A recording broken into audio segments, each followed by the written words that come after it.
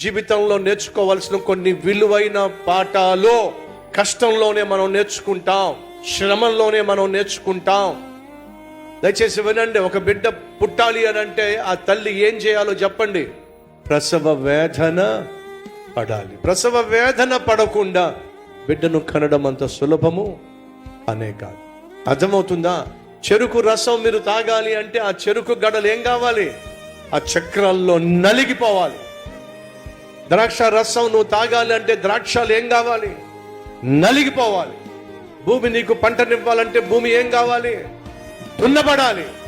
మేఘాలు వర్షించాలంటే మేఘాలు ఏమగలాలి? పగిలిపోవాలి. అర్థమవుతుందా? విరగని మేఘాలు, పగలని నేల, వర్షము రాదు, పంటలు పండవు. సహోదరి సహోదరులో, నా జీవితంలో కొన్ని విలువైన పాఠాలు శ్రమల ద్వారానే, కష్టం ద్వారానే, ఓర్పు ద్వారానే, సహనము ద్వారానే మనం నేర్చుకోగలుగుతాం. Download ShareChat.